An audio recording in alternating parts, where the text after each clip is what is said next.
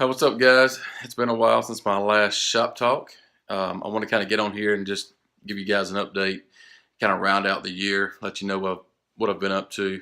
I went a little while without doing a build video as well, and I wanted to explain that first.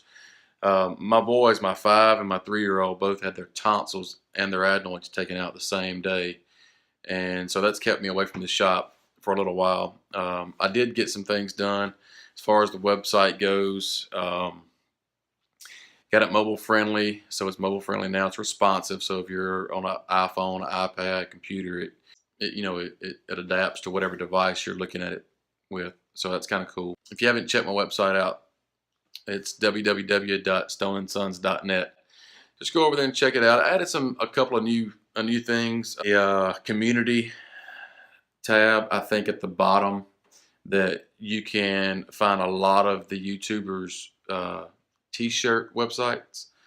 The majority of them are the ones that use Spreadshirt, so there's a list of those. And I've got a giveaway tab where I've got the Wood Whisperer, Envy Woodworks, Izzy Swan, there's another one, but they're all there in one place. So if you want to bookmark that and just visit that every month or whatever, they're all there in one place. Last build video is how to Pinterest.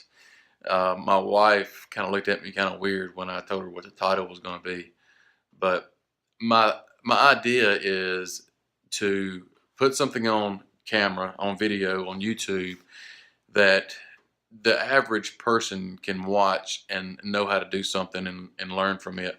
And I know that's what we're doing, but a lot of people, they like Pinterest and they pin these things on their board and that kind of thing, but do they ever build those things? I don't know. Can they build those things? I don't know. So my idea was to just take simple projects that's on Pinterest and do a video on it. Plan is to do like a series. The last one I did, I titled it episode 1. So the next one, just be a series. But I would love your feedback on that and just tell me what you think. Combo head mallets. I had a really good response out of the combo head mallets.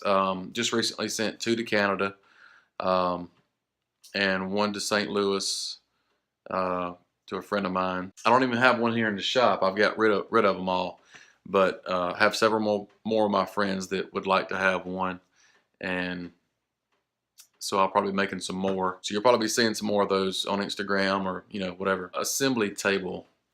A while back I talked about doing an assembly table, and I had several different features going into it. Well, I'm about 80% done. I've just gotten busy, but I'm going to give you a little walkthrough and just show you some different features that I've got going on with it. So let's check that out. This is Jay's router lifts, working out great, and I had to cut the 2x4 that went around the edge of the table just to be able to use the lift mechanism, and it's working out good. Right here, the hole you see will be just a paddle switch for the router, and on the back side over here I'm going to have an outlet the router will plug up to, and also an extra outlet for whatever else it might be using. This is a downdraft table. This is just pegboard here. I've got a 2 foot by 18-inch box that's built up under the table, and it's on the inside of the box. It has two dividers, and my dust collection will hook up to the bottom side of this box at the bottom of that V, and then here will be a port for the sanders that I'm using, the vacuum hoses or whatever will hook up to it. So the vacuum or the dust collection on the sander will go into here and then out through the dust collection. I'm excited about using this. This is the tool tray. It's right on top of the table next to the table saw. And I've got it on the right hand side. If I'm standing at the table saw, I've got it on the right hand side on the back side of the table, so it butts up against the table saw. But it holds stuff like my mallet, screwdriver, brush, tape measure, safety glasses, and just different things that may be on the table. I basically just store, what usually lands on top of the table saw or whatever into this trough here, and it's been working out great. I got a comment about this Smurf cable or Smurf pipe.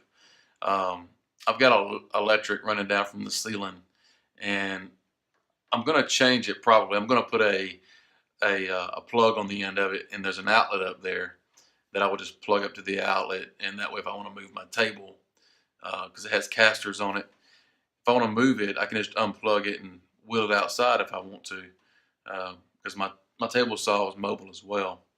But I ran electricity down to this outlet, and then I've got a run from here, and I think you can see the other conduit here.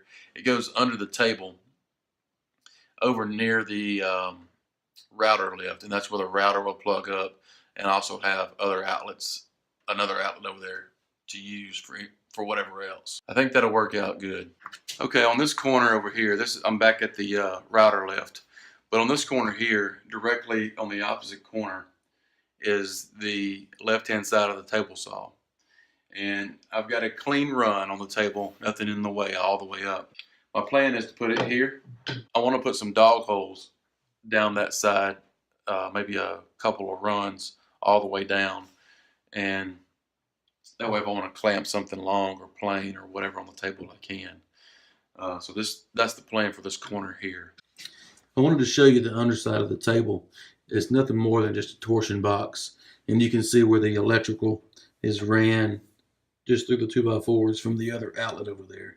So the other outlet will sit somewhere right in here, just under the table, and just in reach to be able to plug something else up. But it's a torsion box style frame with a 3/4 inch MDF top. I made the table just about an 1/8 inch shy of hitting the table, so I didn't have to put any miter slot extensions into the table. So it clears about 1/8 of an inch, and I can adjust my table saw to where it can go. I can adjust it up or down. So that's working out well. I really didn't want to have to route any miter slots into the table, so that worked out great. Well, that's the assembly table. Like I said, it's not done. I still have some things to do to call it complete. But once I complete that, and it'll be a video in 2016, I plan to do another shop tour because so much has changed since the last shop tour. Speaking of 2016, April 1st, 2nd, and 3rd in Atlanta is the woodworking shows. I'm not sure if everybody that went to WIA will be at Atlanta or not. Just check back at videowoodworkers.com for updates on who's going to be there. I'll be there and hope to see you there. I hope everyone has a very Merry Christmas and a Happy New Year, and we'll see you in 2016. See you.